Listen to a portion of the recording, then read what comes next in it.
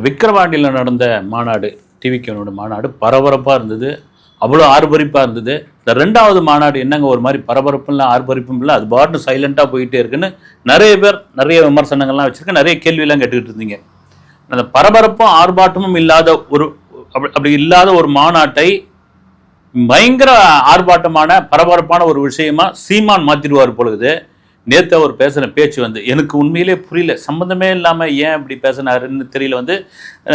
நீண்ட காலமாக சீமான் அவர்களை எனக்கு ரொம்ப பிடிக்கும்.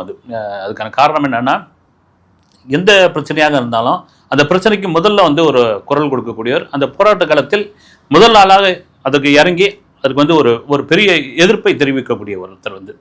அவ்வளோ இளைஞர் பட்டாலும் அவர்கிட்ட இருந்தது, இன்னும் இருக்கான்னு தெரியல. இதை சொல்கிறதுக்கான காரணம் புரியுது.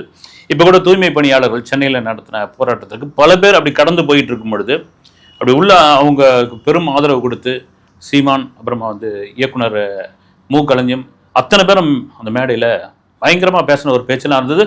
அந்த பேச்சுக்கு அப்புறம் அந்த போராட்டமே பல அளவில் தெரிய ஆரம்பிச்சது. மீடியாக்கள்லாம் அப்போதான் அதுக்கப்புறம் தான் உள்ள நுழைஞ்சாங்க. பல பேர் ஏன் இந்த போராட்டத்திற்கு ஒரு பெரிய ஆதரவுலாம் கொடுக்கல, அப்புறம் இந்த போராட்ட காலத்துக்குள்ள ஏன் வரல அப்படின்ற மாதிரியான கேள்வியெல்லாம் இருந்தது. இதெல்லாம் உண்மையிலே வரவேற்கக்கூடிய விஷயம். ஆனால் சீமான் அவர்கள் தொடர்ச்சியாக விஜய் மீதும் டிவிகே மீதும் ஏன் ஒரு காழ்ப்புணர்ச்சியில் இருக்காருன்னு தான் ஒன்றுமே புரியலைங்க. எனக்கு முதல்ல ஆரம்பத்தில் சொன்னது தான் என் தம்பி வரட்டுமே, ஏன்னா 2 திராவிட கட்சிகள் தான் மாறி மாறி ஆண்டுகிட்டு இருக்கணுமா அப்படின்னாரு. அந்த மாநாட்டுக்கு முதல் நாள் வரைக்கும் அப்படி பேசினவர், அந்த மாநாட்டுக்கு பிறகு பயங்கரமாக ட்ரிகர் ஆகி பேசுனதெல்லாம் தெரிய இப்போ பார்த்தீங்கன்னா என்னன்னே புரியல. 2வது மாநில மாநாடு 506 ஏக்கரில் நடக்கும் போது அதில் ஒரு 50 லட்சம் பேர் வரப்போகிறாங்க, இவ்வளோ தொண்டர்கள்லாம் கிளம்புறாங்க, இவ்வளோ ஏற்பாடு நடக்குது, இவ்வளோ மீடியாக்கள் அதை கவரேஜ் பண்ண போது நேஷனல் லெவலில் அந்த மாநாடு மிகப்பெரிய செய்தியாக மாற்றப்பட போகிறது, உலகமே அதை பார்க்க போகிறது அப்படின்ற ஒரு வெறுப்பில் அல்லது கடுப்பில் அவர் இப்படி பேசினார். இல்லை என்னன்னா, ஏதாவது ஒன்று ஒரு 2 நாளைக்கு முன்னே 3 நாளைக்கு முன்னே விஜய் தரப்புல இருந்தோ இல்லை விஜயோ அவர் நாம் தமிழர் சீமானை பற்றி ஏதாவது அறிக்கை விட்டுருக்காரா, இல்லை அதை கடுமையான விமர்சனம் பண்ணியிருக்காரா? நானும் சோஷியல் மீடியாவில் தேடி பார்த்தா ஒன்றும் இல்லை.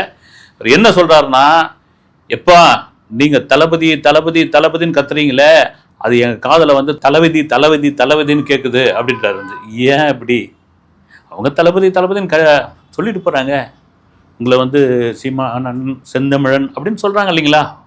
உங்கள் அன்பு தம்பிகள், தொண்டர்கள், மக்கள் கூட உங்களை அப்படி அப்போ நீங்கள் சொல்கிற கருத்தெல்லாம் கூட நல்லா தான் இருக்குது.